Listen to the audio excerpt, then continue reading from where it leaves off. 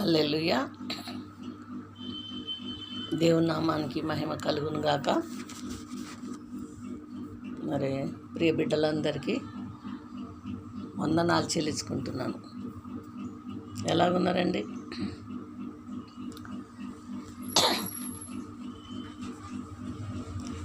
దేవుని సేవ చేస్తుండ్రా? యేసుప్రభు నమ్ముకున్న వాళ్ళు, బాప్తిసాలు తీసుకున్న వాళ్ళు మరి సువార్త ప్రకటిస్తుండ్రా?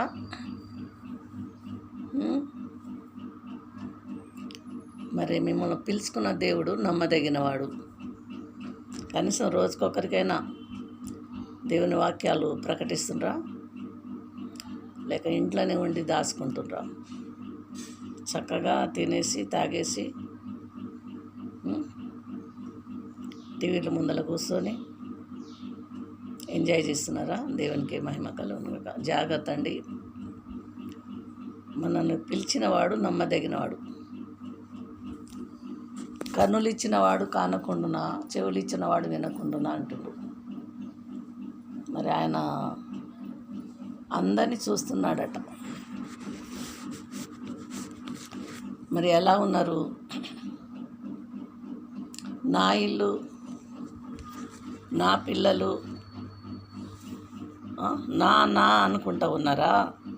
ఏమైనా కొంచెమైనా యేసుప్రభు వారు ఎందుకు వచ్చారు?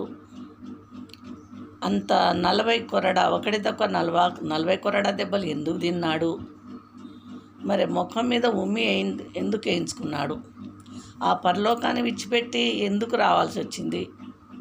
నీ కోసం, నా కోసము ఆయన ఎందుకు మరణించాలి? మనం ఏం చేస్తున్నామని,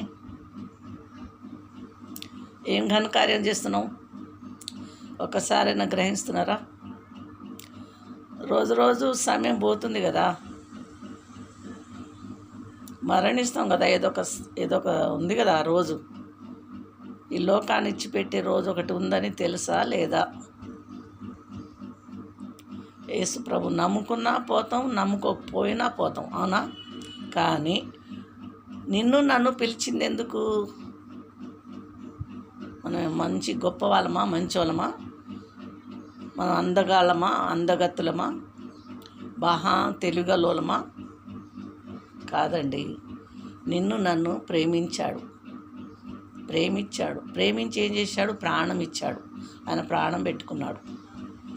ఎవరు ప్రేమించరండి ఈ అనవసరంగా లోకంలో. ఎందుకని?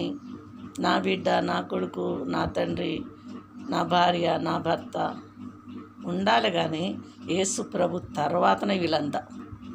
బాగా గమనించండి. దేవుడు కూడా చెప్పాడు. మరి ఏం చేస్తున్నారో ఏమో నాకు తెలియదు. నాకైతే చాలా బాధ కలుగుతుంది. సువార్త ప్రకటించేటోళ్ళు లేరు. ఒకవేళ ప్రకటిస్తే కూడా వినేటోళ్ళు లేరు, విని గ్రహించేటోళ్ళు లేరు, మరి ఆ ప్రకారంగా నడిచేటోళ్ళు లేరు. మరి మనకేమో అన్నీ కావాలి, తేరగా అన్నీ కావాలి, అన్నీ ఇచ్చేయాలి దేవుడు కదా. ఎందుకు ఇవ్వాలండి మనకు ఆయన? ఇక్కడ హృదయం ఉంది కదా, ఇట్లా చేయబెట్టుకొని అడుగుదామా? అసలు ఆయన ఎందుకు ఇవ్వాలి మనకి? ఆయన కొరకు మనం ఏం చేస్తున్నాం? ఒకసారి గ్రహించండి క్రైస్తవులారా. ఎందుకు ఇవ్వాలండి ఆయన మనకంతా? సూర్యుని ఎందుకు ఇవ్వాలి? వర్షం ఎందుకు ఇవ్వాలి? పంటలు ఎందుకు పండియాలి? గాలి ఎందుకు ఇవ్వాలి? ఈ పూలు పళ్ళు అన్నీ ఎందుకు ఇవ్వాలి? ప్రకృతి ఎందుకు ఇవ్వాలి? దేనికి? దేనికి ఇవ్వాలి? మరి కుక్క వచ్చేస్తుంది, డోర్ తీసి ఉంది కాబట్టి వచ్చేస్తుంది. అందుకనే ఎల్లమని ఎల్లగొట్టిరా. అలాగనే అపవాది వస్తాడు. ఇప్పుడు కుక్క అయితే ఎట్లా ఊరుకొస్తుందో అపవాది కూడా అట్నే వస్తాడు. ఇప్పుడు నేను ఎట్లా గద్దాయించిన కుక్కను అలా మీరు కూడా గద్దాయించండి. అపవాది పారిపోతాడు. అపవాదిని ఎదిరించండి, అప్పుడు వాడు మీ యొద్ద నుండి పారిపోతాడని చెప్పాడు. దేవునికి ఏమైనా